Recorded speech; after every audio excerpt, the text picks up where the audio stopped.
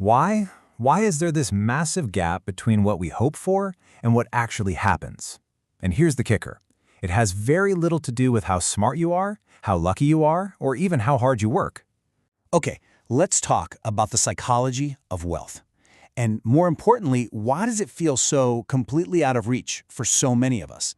We're going to break down the real reason, and I promise you, it is not what you think. Pretty much all of us are raised with this idea, this really optimistic belief that if we just work hard and play by the rules, we'll be wealthy one day. It's the American dream, right? The script we're all given. But Here's the cold hard truth. If you look at the statistics, for the overwhelming majority of people, that story just never comes true. It's a tough pill to swallow for sure, and it forces us to ask a really important question. Why? Why is there this massive gap between what we hope for and what actually happens?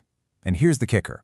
It has very little to do with how smart you are, how lucky you are, or even how hard you work. The real answer is kind of hidden in plain sight, in a system most of us are taught to follow without ever questioning it. So let's start by looking at what I call the flawed formula. This is that financial script, that step-by-step plan we're all handed from a super early age. The one that promises security but, well, rarely delivers. oh, you know this one, right?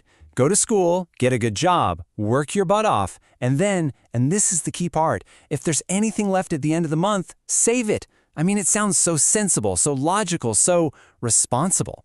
But there's a huge, huge problem with it. The problem is, for most people, it simply doesn't work. I mean, just look at this. Millions and millions of people follow that exact formula to the letter, yet the vast majority of households are completely stuck, living paycheck to paycheck, and only a tiny, tiny fraction are actually building real, lasting wealth. So this is the crucial turning point. This is what you have to get.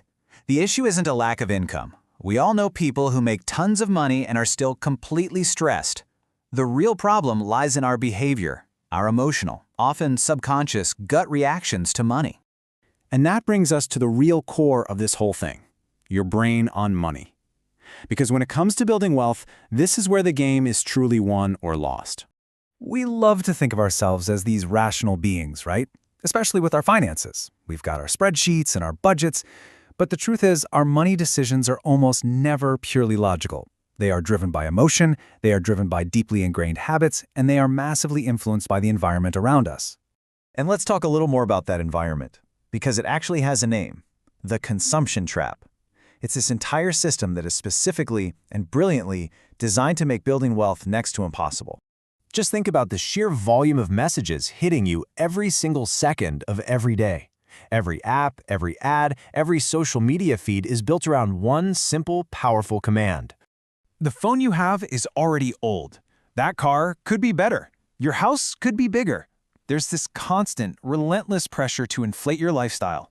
And it's all framed as this emotional release, isn't it? You deserve it. You've worked hard.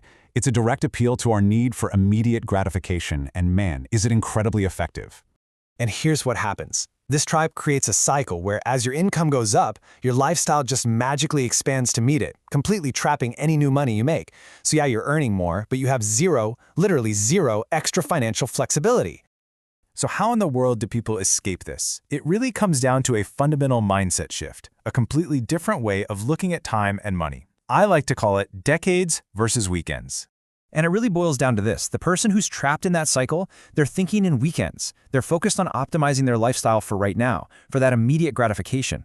But the person who's actually building wealth, they're thinking in decades. They focus on delayed gratification because they're spending to build freedom later. And I'm telling you, that single difference changes absolutely everything. Because real, lasting wealth isn't really about your salary. It's about your ability to delay gratification. It's about having the discipline to choose the future you truly want over the comfort you just kind of want right now. Okay, so how do you actually put this into practice? It starts by changing the main question you ask yourself before you make any financial decision. Let's take a look at the freedom question. Now, this is the standard question, right? Can I afford this? But it's a really flawed question. All it's really asking is, can I make the payment right now without my world totally falling apart? It's a short-term, paycheck-to-paycheck question. Now, here is the much more powerful question. What will this cost me long term? You see how that completely reframes the entire decision?